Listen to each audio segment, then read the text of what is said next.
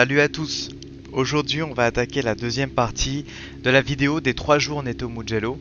J'ai voulu la séparer volontairement de la première partie parce que pour moi on attaque un gros morceau. On est sur la S1000RR qui est sortie en 2019 et qui a été une série aussi en 2020 puisque la production s'est arrêtée entre temps. Et je vais vous la présenter telle que je la vois. J'ai pas pu la piloter, donc je vais pas pouvoir vous donner d'avis, de sensations ou de ce que j'ai pu ressentir dessus, bien évidemment. J'espère qu'avec le temps, j'aurai l'occasion avec une organisation de piloter cette moto sur piste parce qu'elle m'a l'air vraiment géniale. Donc on va s'attarder un petit peu dessus. Je vais vous donner tous les détails que j'ai remarqués. Je vais vous laisser le meilleur tour de mon ami François. Je vais vous laisser son Instagram pour pouvoir aller le suivre si vous avez envie. Et surtout, n'hésitez pas dans les commentaires si vous avez des conseils à lui donner. Écrivez-lui. Il a besoin quand même qu'on l'aide un petit peu. Merci à vous. Il y a un point sur lequel j'ai jamais vu aucune marque faire aussi bien que BMW, c'est sur le tableau de bord de la nouvelle S1000RR. Il est simplement magnifique. Autant au niveau graphisme qu'au niveau présentation, il est vraiment top. Là au tout départ, on va voir François qui va passer donc du tableau de bord route de la moto vers le tableau de bord piste. Donc il va manipuler dans les menus pour pouvoir se retrouver sur le tableau de bord piste. Sur ce tableau de bord, on retrouve des informations essentielles, des informations qui vont être très importantes pour pouvoir progresser, pour savoir où est-ce qu'on est à la limite et où est-ce qu'on n'est pas à la limite. Je vais vous les montrer, je vais essayer de vous décrire ce à quoi ça correspond et comment les utiliser. Bon, j'ai fait un petit arrêt sur image sur la vidéo pour qu'on puisse décrire le tableau de bord et qu'on ait tout notre temps, que ce soit pas pressé. Sur la première partie à gauche, en fait, on va retrouver la partie Dynamic Traction Control. Donc tout ça, c'est ce qui gère la glisse de la roue arrière. Sur la BMW, c'est comme l'ancien modèle, ça se règle de -7 jusqu'à +7. Les valeurs qui sont négatives, c'est dédié essentiellement à des pistes sèches et les valeurs positives, c'est dédié à des pistes humides ou plus ou moins humides. J'ai mis en un peu plus gros la partie vraiment tout à gauche où on retrouve donc le DTC avec écrit 10, 20, 30, 40 et tout ça c'est du pourcentage. Ça c'est le pourcentage de glisse acceptable sur la roue arrière, c'est-à-dire que la moto va informer le pilote qu'elle détecte donc une glisse et que cette glisse c'est jusqu'à 40% plus élevée que la vitesse de la roue avant. Donc en gros sur cette moto là, tu peux te retrouver avec une roue arrière qui est en dérive, qui glisse, elle autorise à le faire jusqu'à un certain pourcentage. Ça c'est toi qui vas le déterminer avec ta valeur de départ, -5, -6, -7. Plus tu vas être bas, plus elle va t'autoriser de la glisse à l'arrière. Franchement, c'est vraiment une partie très compliquée. Je trouve que sur le R1, c'est beaucoup plus simple. Tu lui dis la glisse que tu veux avoir, ça va de 1 jusqu'à 3, 3 étant le plus restrictif, 1 le plus libre. Là-dessus, c'est vraiment pas ce qu'il y a de plus simple. Il faut régler cran par cran et voir à quel moment on est un peu trop élevé et à quel moment on l'est pas. Parce que ça varie de piste en piste.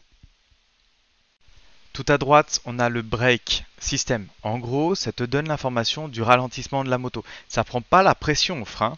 Ça calcule, grâce au gyroscope, ta force de décélération. Là, la valeur max, c'est jusqu'à 12 mètres par seconde.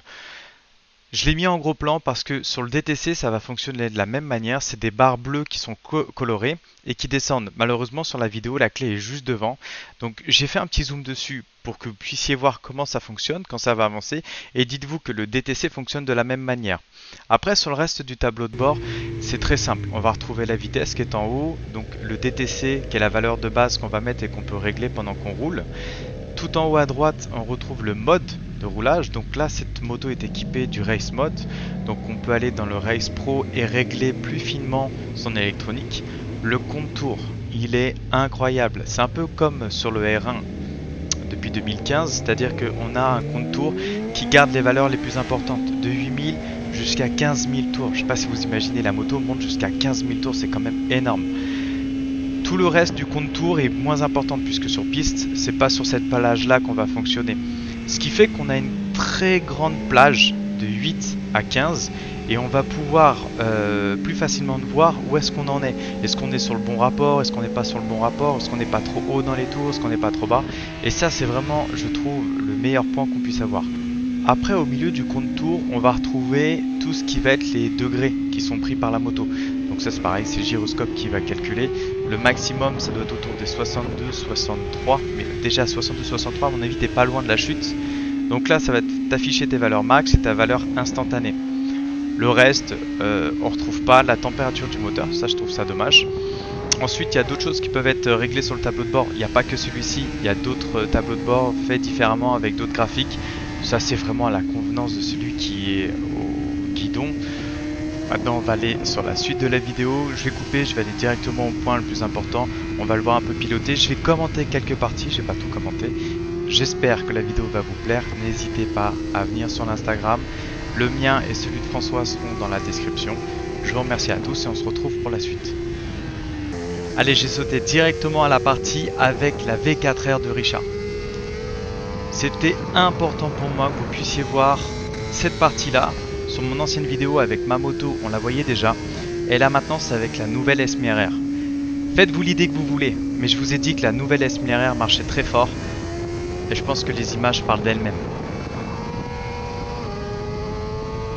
Alors j'ai bien conscience que le niveau de pilotage des deux pilotes n'est pas le même, que un pilote mieux que l'autre, que peut-être que Richard met un peu plus de temps pour mettre full gaz, mais quand même une moto qui est censée avoir 30 chevaux de plus, je sais pas, je me dis que dans une ligne droite tu peux pas aussi facilement la rattraper, ça doit être un petit peu plus compliqué.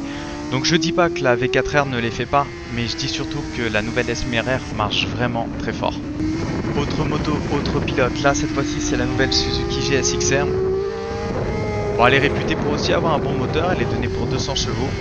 Généralement quand je vais sur piste, j'entends souvent parler que c'est un moteur qui reprend fort, qui a de la puissance, etc. Donc c'est aussi une bonne référence et on va voir ce que ça va donner.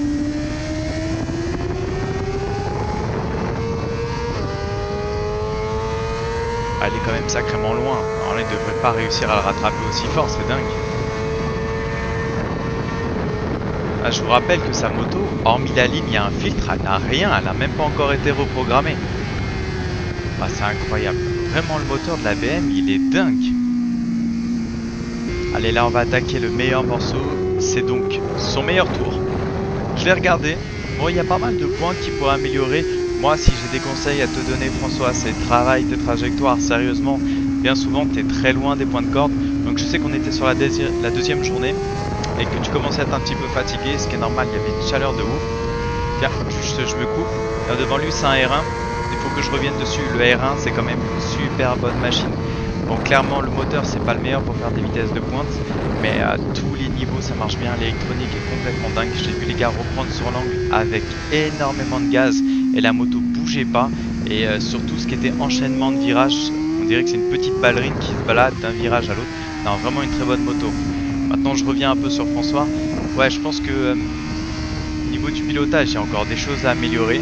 Je vois que bien souvent, tu arrives à mettre gaz très fort sur l'angle.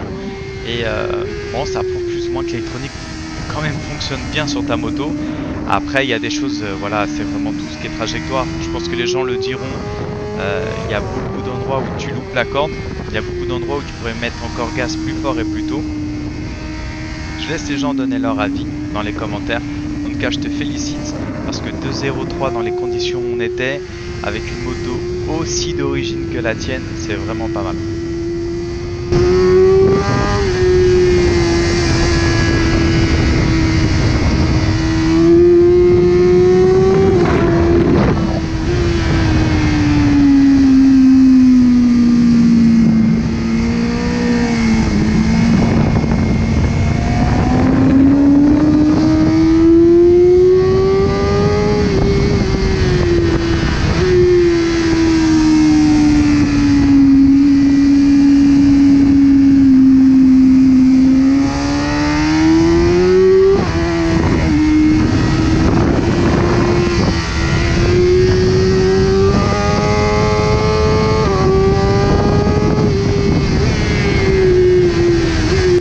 Merci à tous d'avoir regardé la vidéo jusqu'au bout. Je pense pas que vous soyez restés tous, mais c'est pas grave, pour les plus courageux, vous avez été top. N'hésitez pas à vous abonner sur nos Instagram. Pour les prochaines vidéos, laissez un petit commentaire pour m'indiquer les choses qui seraient à refaire ou à revoir.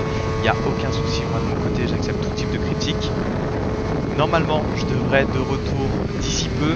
J'ai les embrayages à changer sur ma moto, c'est encore des thunes à sortir et j'en ai ras le bol. Allez, merci à tous, bye.